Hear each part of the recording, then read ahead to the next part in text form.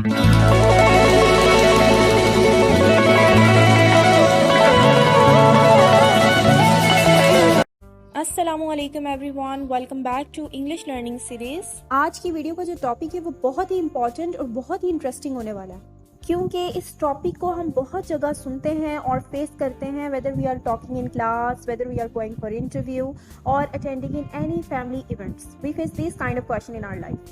अगर आप जॉब के इंटरव्यू के लिए जाते हैं तब तो ये मस्ट आपसे पूछा जाने वाला है कि introduce yourself, tell me about yourself.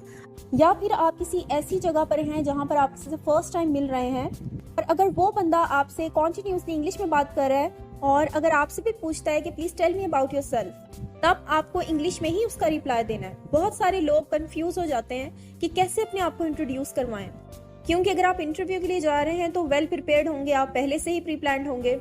लेकिन अगर आप किसी से फर्स्ट टाइम मिल रहे हैं तो आपको कोई आइडिया नहीं होता कि वो आपसे आपका इंट्रोडक्शन इंग्लिश में पूछ लेगा, तो आप कंफ्यूज होते हैं कि आप उसको कैसे रिप्लाई देंगे। अगर आप इन स्टेप्स को फॉलो कर लेते हैं then you can confidently introduce yourself. तो वीडियो की तरफ मूव करने से पहले अगर आप आईकॉम कर रहे हैं, बीकॉम ऑनर्स, बीकॉम आईटी या फिर बीबीए के स्टूडेंट हैं, तो आप मेरे सेकंड चैनल पर जरूर विजिट करें। उस चैनल का लिंक आपको डिस्क्रिप्शन में मिल जाएगा। तो स्टेप्स बताने से पहले मैं आपको बता दूं कि जितने भी स्टेप्स हैं जरूरी नहीं है कि वो तमाम स्टेप आप हर जगह यूज करेंगे, यानी ड्यूरिंग इंटरव्यू आपसे पूछा जाता है तब आप वो तमाम स्टेप्स फॉलो करेंगे। लेकिन अगर कोई इनफॉर्मल प्लेस है तब आप ये सारे स्टेप्स फॉलो नहीं करेंगे। तो नंबर 1 स्टेप है हमारा ग्रीटिंग। ग्रीटिंग पार्ट एक ऐसा पार्ट होता है जो कि आप कोई भी बात करना स्टार्ट कर रहे हैं तो स्टार्टिंग पॉइंट आपने जस्ट अपने नाम से स्टार्ट नहीं करना, आपने ग्रीटिंग करनी है। आप हेलो हाय कर सकते हैं, आप अस्सलाम वालेकुम कह सकते हैं, लेकिन इसकी भी कुछ कंडीशन होती हैं। फॉर्मल ग्रीटिंग है तो वो अलग तरीके से होगी और इनफॉर्मल ग्रीटिंग है तो वो डिफरेंट तरीके से होगी। अगर आप फॉर्मल ग्रीटिंग कर रहे हैं तब आप अस्सलाम वालेकुम कह सकते हैं या फिर टाइम के according good morning, good evening या फिर हेलो कह सकते हैं। और अगर आप अपने दोस्तों से मिल रहे हैं, किसी इनफॉर्मल प्लेस पर हैं, तब आप हेलो कह सकते हैं, हाय कह सकते हैं, यानी आप इनफॉर्मल तरीके से आप ग्रीटिंग कर सकते हैं। लेकिन ये हमेशा बात याद रखिएगा कि जब आप किसी फॉर्मल प्लेस पर होते हैं तो आप इनफॉर्मल ग्रीटिंग यूज नहीं कर सकते, ठीक है। लेकिन अगर आप इनफॉर्मल प्लेस पर हैं तो वहां पर आप फॉर्मल ग्रीटिंग यूज कर सकते हैं।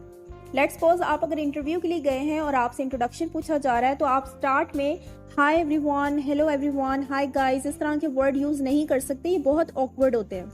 इसी तरह से अगर आप इनफॉर्मल प्लेस पर हैं तो आप इनफॉर्मल वर्ड्स के साथ साथ फॉर्मल ग्रीटिंग वर्ड्स भी यूज कर सकते हैं, जैसे अस्सलाम वालेकुम, good morning, good evening, hello, इस तरह के वर्ड्स आप यूज कर सकते हैं। फर्स्ट स्टेप के बाद सेकंड स्टेप हमारा आता है ओपनिंग लाइन, जो कि वेलकम लाइंस होती हैं, वेलकम स्पीच होती हैं, और ये अगर आप इंटरव्यू के लिए जा रहे हैं तो बहुत ज़रूरी है, आपको ये ग्रीटिंग के बाद बोलना चाहिए।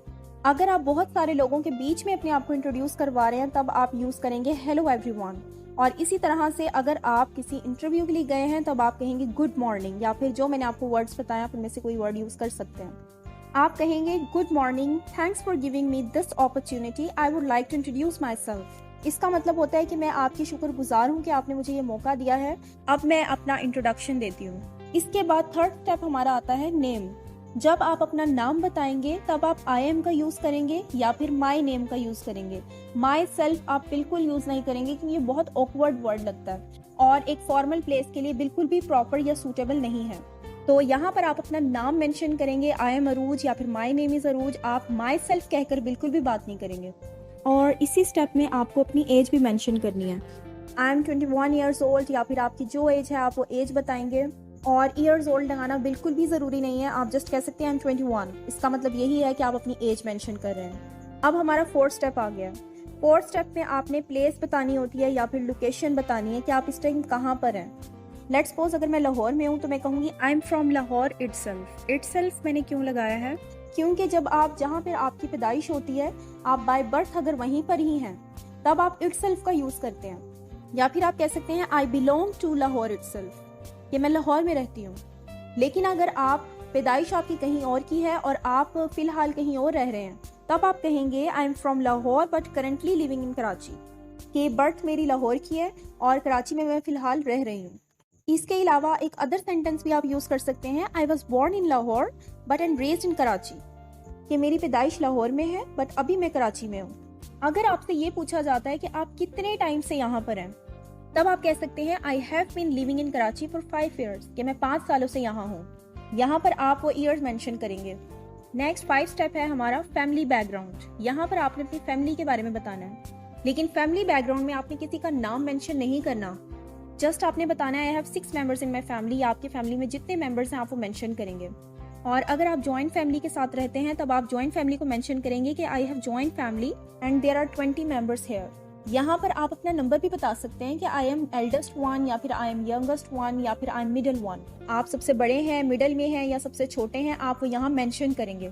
और साथ ही अपने फादर एंड मदर के बारे में भी बताएंगे कि वो क्या करते हैं। जैसे आप कहेंगे कि my father is a doctor and my mother is a home maker. आप यहाँ हाउसवाइफ यूज नहीं करेंगे, होम मेकर यूज करेंगे। और अगर आपकी मदर प्रोफेशनल है तो फिर आप वो बताएंगे कि वो क्या काम करती हैं। नेक्स्ट आपने अपना हॉबी बताना है, और कम से कम 2 हॉबीज तो आपने जरूर बताने हैं। आप कह सकते हैं I like to singing and to gardening और क्रिकेट। आप जो भी बताना चाहते हैं आप 2 अपने हॉबीज मेंशन करेंगे। यहाँ तक हमारे 5 स्टेप कंप्लीट हो चुके हैं। 6 स्टेप में आपने अपना एजुकेशनल बैकग्राउंड बताना है कि आपकी कितनी क्वालिफिकेशन है। जो भी आपने किया है, आपके पास अगर डिग्री अवेलेबल है तो आप मेंशन कर सकते हैं I have a degree of master in research and development, या फिर आप कह सकते हैं I have a degree of bachelor in business and administration. जो भी आपने किया है आप वो मेंशन करेंगे। या फिर जस्ट आपने ग्रेजुएशन की है तो आप कह सकते हैं I have completed my graduation. यहाँ पर आप अपना फ्यूचर प्लान बताएंगे कि आप फ्यूचर में क्या बनना चाहते हैं। लाइक आप कह सकते हैं I want to become a banker because it is a respected job in a society. कि ये जॉब अच्छी है, क्यों? क्योंकि सोसाइटी में इसकी बहुत वैल्यू है। आपने साथ ये भी बताना है कि आप क्यों बनना चाहते हैं, रीजन देनी है आपने। इसके बाद आप अपनी स्किल्स मेंशन करेंगे, अपनी क्वालिटीज बताएंगे कि आपने कौन कौन से डिप्लोमास किए हुए हैं, कितने एक्सपीरियंस है आपके पास। आप कह सकते हैं I have 1 year diploma on accounting software from particular institute. आपका जो भी इंस्टीट्यूट है वो नाम मेंशन करेंगे आप। या फिर अगर आपने कोई कंप्यूटर कोर्स किया है तब आप कह सकते हैं I have also done advance diploma in computer. तो आपने इसके साथ साथ अपनी स्किल्स ऐड करनी है। इसके बाद जो हमारा 7th स्टेप है वो लास्ट स्टेप होता है, जिसे हम कहते हैं एंडिंग लाइंस। जैसे हमने स्टार्ट में ओपनिंग लाइंस यूज की थी, वहीं पर हमने एंड में एंडिंग लाइंस यूज करनी है। यहाँ पर आपने क्या करना है, सबसे पहले तो अपनी स्ट्रेंथ एंड वीकनेस बतानी है कि आपकी स्ट्रेंथ क्या है, अच्छे काम क्या कर सकते हैं आप, और फिर आपने अपनी वीकनेस बतानी है। जैसे आप अपनी स्ट्रेंथ बता सकते हैं कि my strongest point is that I can learn from my atmosphere, कि मैं अपने इर्द गिर्द के माहौल से बहुत कुछ सीखती हूँ। और एक अपना वीक पॉइंट बता दीजिएगा, लेकिन याद रखिएगा वीक पॉइंट ऐसा होना चाहिए जो कि आप बताएं तो ऑर्गेनाइजेशन को ये ना लगे कि आपके जो अंदर वीक पॉइंट है वो बेसिकली उनकी ऑर्गेनाइजेशन के लिए एक नुकसान बन सकता है। आपने कोशिश करनी है कि आपने अपनी स्ट्रेंथ में से ही वीक पॉइंट निकालना है, और वो कोई माइनर सा होना चाहिए, ज्यादा कोई बड़ी मिस्टेक या कोई वीक पॉइंट ना हो कि एक ऑर्गेनाइजेशन आपको हायर ही ना करे। तो ये भी आपने सोच समझ के अपना वीक पॉइंट बताना है। जैसे आप कह सकते हैं माई greatest weakness is time management. Time management मेरा सबसे बड़ा प्रॉब्लम है।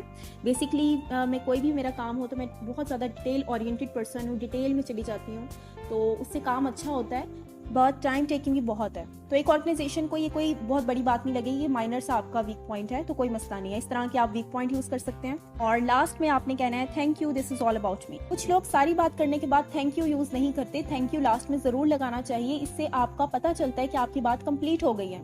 अगर आप ये नहीं लगाते तो फिर जो आपसे इंटरव्यू ले रहा है या फिर आपको इंट्रोडक्शन दे रहे हैं, जिसको भी दे रहे हैं, तो उससे आप उसको लगता है कि आप बीच में से बात छोड़ रहे हैं, या फिर आपको भूल गया जो आप बात करना चाहते थे, तो एक नेगेटिव इम्पैक्ट पड़ता है आपका। तो इसीलिए आपने थैंक यू का वर्ड जरूर यूज करना है। तो ये हमारे जो 7 स्टेप थे, इसको अगर आप फॉलो करते हैं तो डेफिनेटली आप एक बहुत ही अच्छे तरीके से अपना इंट्रोडक्शन दे सकते हैं। आप एक प्रॉपर फॉर्मेट भी मैं आपके साथ शेयर कर देती हूँ, आप ये फॉर्मेट देख लीजिएगा। और अगर आप ये तमाम स्टेप्स फॉलो कर लेते हैं तो बिलीव मी आप बहुत अच्छे तरीके से अपना इंट्रोडक्शन दे सकते हैं। चाहे आप कहीं इंटरव्यू के लिए जा रहे हैं या फिर आप कहीं इनफॉर्मल प्लेस पर अपना इंट्रोडक्शन दे रहे हैं, तो बहुत ही कॉन्फिडेंटली आप दे सकते हैं। वीडियो अगर आपको पसंद आई हो तो वीडियो को लाइक जरूर करें, इससे मुझे मोटिवेशन मिलती है मजीद इन्फॉर्मेटिव वीडियोस बनाने के लिए। And thanks for watching. इंशाल्लाह see in the next new video. Till then keep learning and keep smiling.